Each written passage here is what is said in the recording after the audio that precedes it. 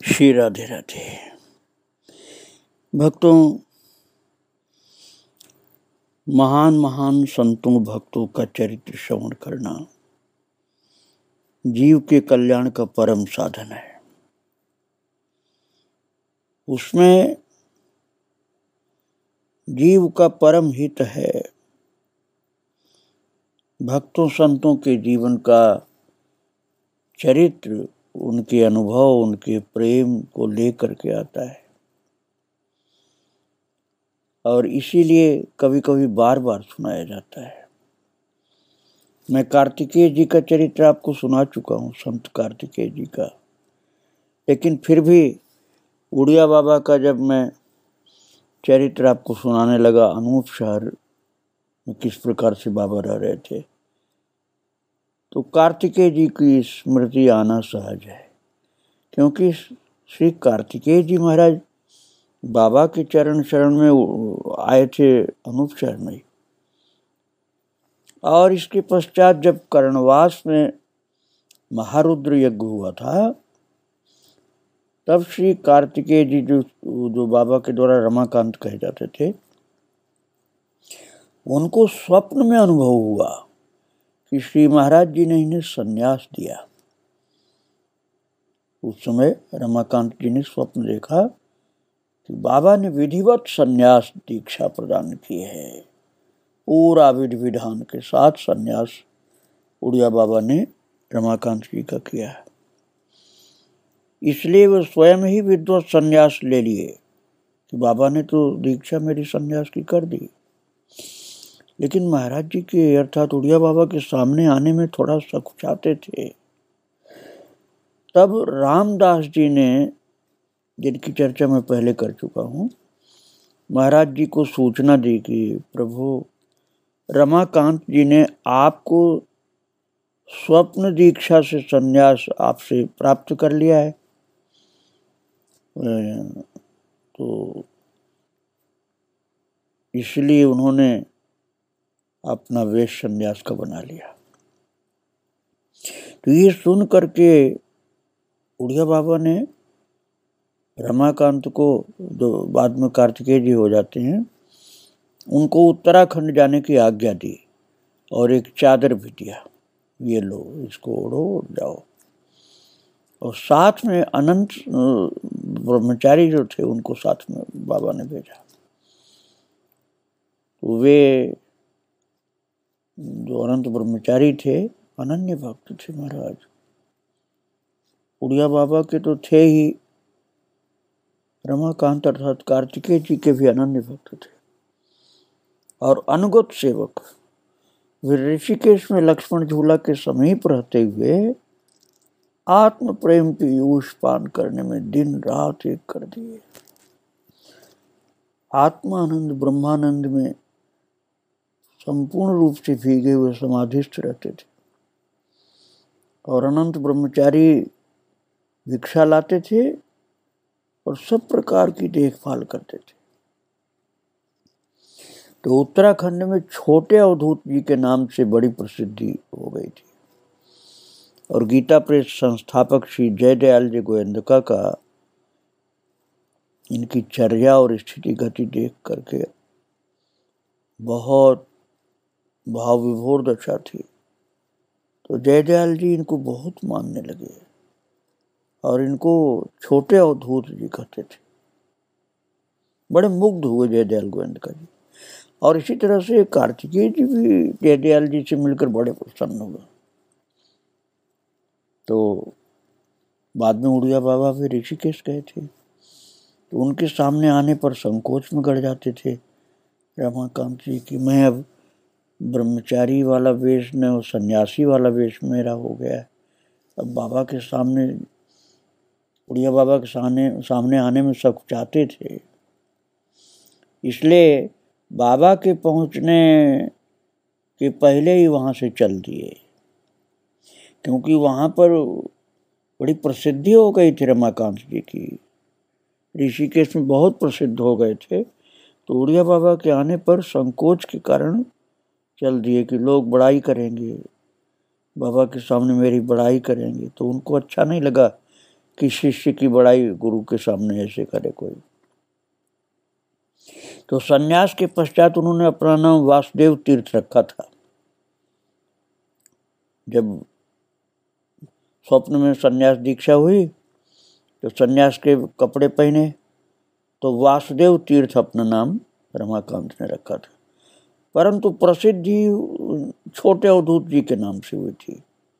ऋषिकेश में छोटे अवधूत जी नाम से प्रसिद्धि थी, जो आपको मैं सुना चुका हूँ जब विस्तार से चरित्र सुनाया था कि एक ने बांस मारना चाहा था और बांस आकाश से गिरता ही नहीं था उनके सिर। अब आपने चरित्र सुना होगा तो याद आएगा। फिर ऋषिकेश से चल करके ब्रह्म रसानुभूति में लवलीन उत्तराखंड के चारों धामों की यात्रा करके कैलाश के दर्शनार्थ गए। और वहां कैलाश की परिक्रमा करते हुए जब गौरी कुंड पहुंचे हैं, गौरी कुंड कैलाश वाले जो है उनकी बात कर रहा हूँ। एक गौरी कुंड तो केदारनाथ के पास है और एक गौरी कुंड कैलाश के पास। तो गौरी कुंड जब पहुंचे हैं तो हृदय में संकल्प हुआ कि अब यहाँ से भगवान शंकर के दर्शन बिना नहीं जाना है।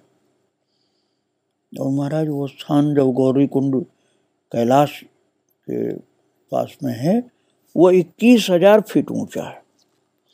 वहाँ रात्रि में किसी भी मनुष्य के लिए ठहरना बहुत मुश्किल। इनके पास तो केवल एक कौपीन और चादर थी बस, परंतु निश्चय अटल था।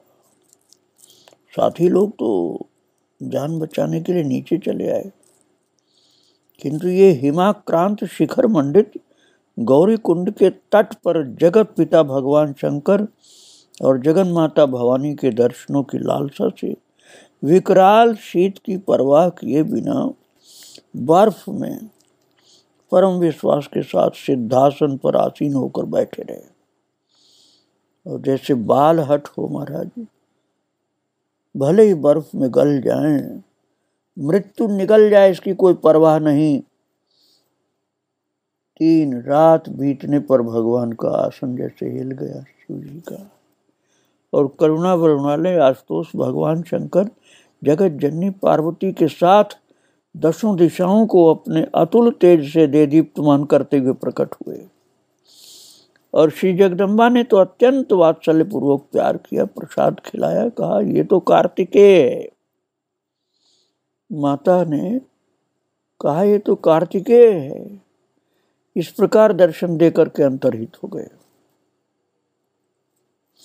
वहां मैं विस्तृत चरित्र में आपको सुना चुका हूं कि 7 दिन 7 रात माँ की गोद में छोटे से बच्चे की तरह से रहे। और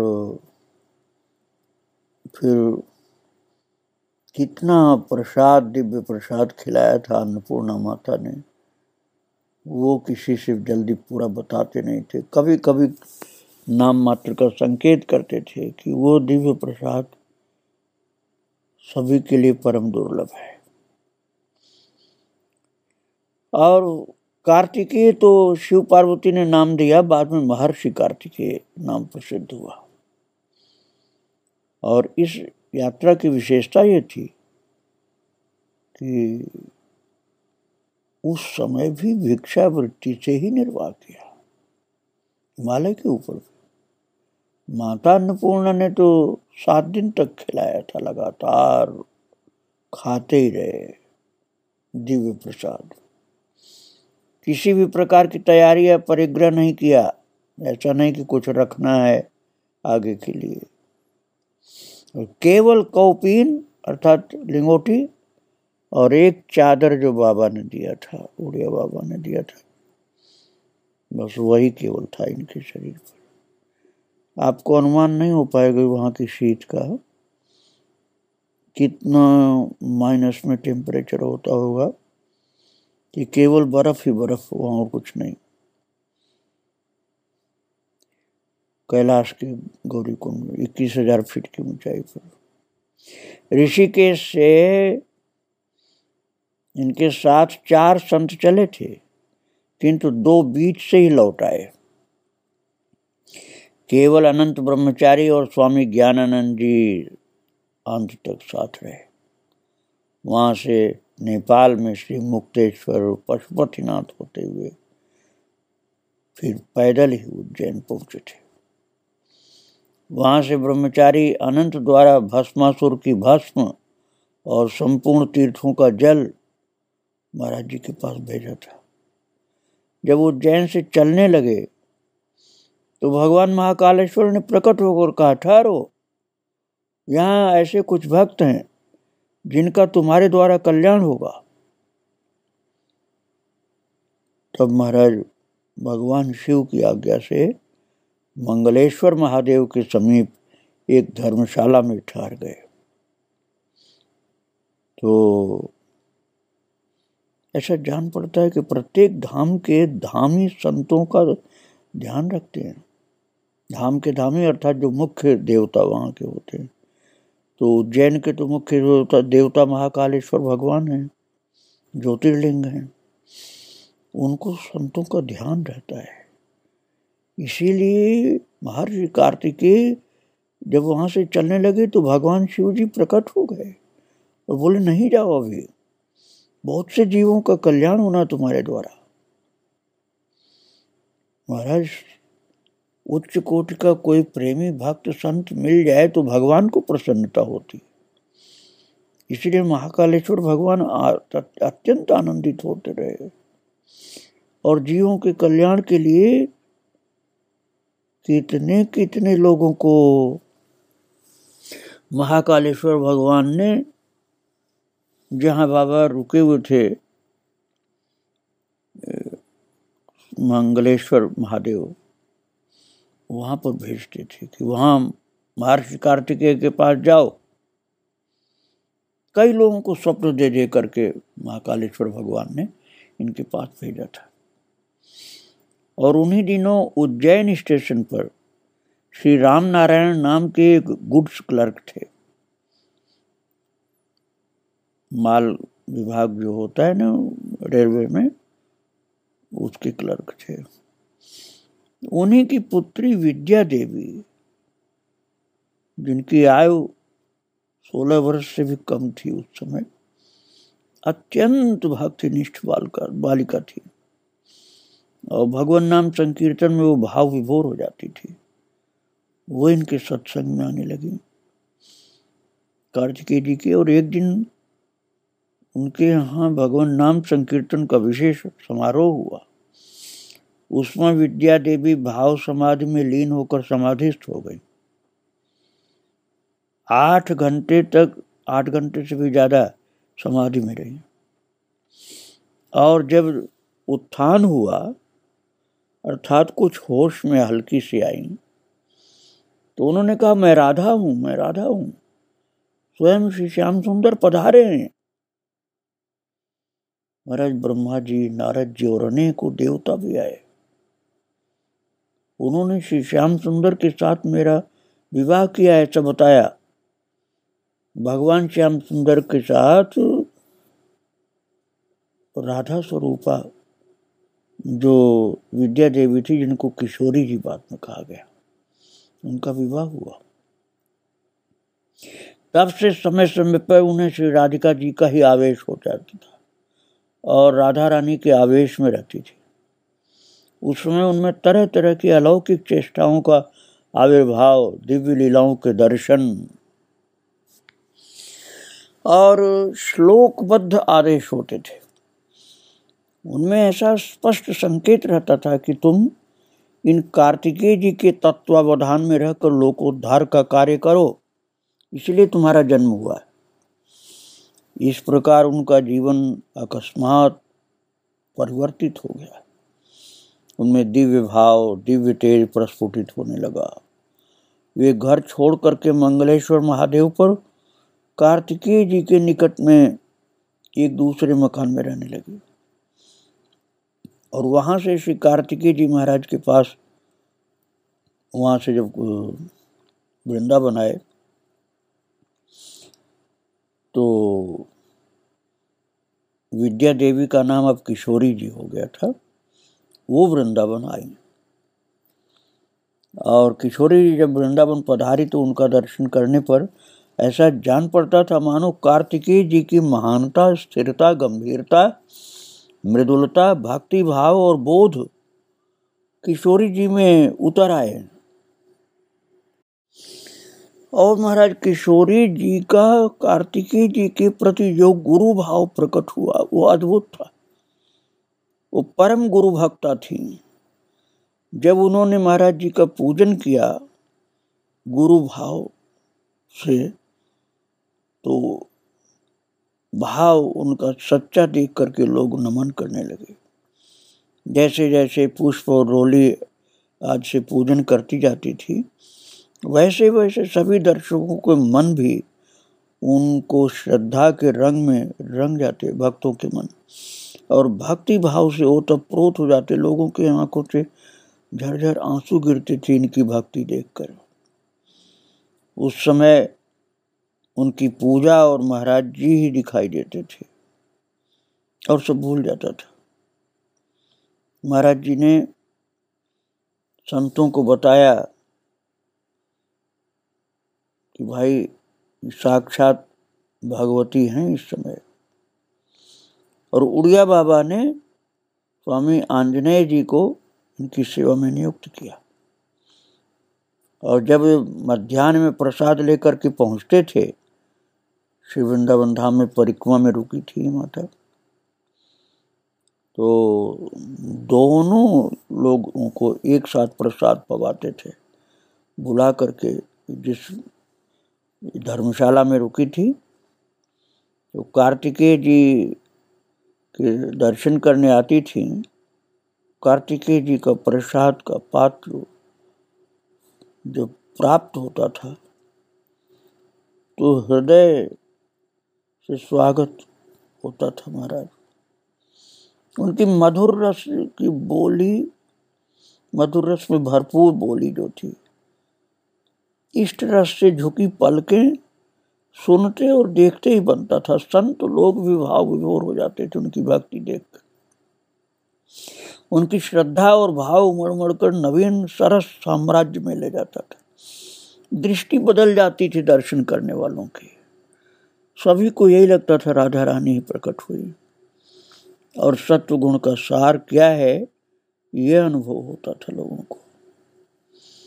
श्री महाराज जी ने कार्तिकेय को भारत की परिक्रमा करने का आदेश दिया, उड़िया बाबा ने, और किशोरी जी से कहा कि तुम घर पर रहकर भजन करो, समय समय पर मिल लिया करना, अभी घर में जाओ, फिर जब जब समय भगवान की कृपा से तुमको प्राप्त होगा तुम दर्शन करने के लिए आ जाया करना। तो वे उज्जैन लौट गई और कार्तिकेय जी अयोध्या की ओर चल दिए। ब्रह्मचारी अनंत इनके साथ रहे। अयोध्या में गुप्तार घाट पर कुछ दिन विश्राम किया। गुप्तार घाट भक्तों अयोध्या जिससे प्राय 7 मील घूम करके जाओ तो 7 मील, नहीं तो सीधा रास्ता तो कम का है, फैजाबाद छावनी के पास है। और वही स्थान जहाँ अवधवासियों के सहित भगवान निज धाम पधारे थे। तो पहले तो कुछ दिन वहां रुके, बाद में तो वही मुख्य स्थान हो गया था इनका।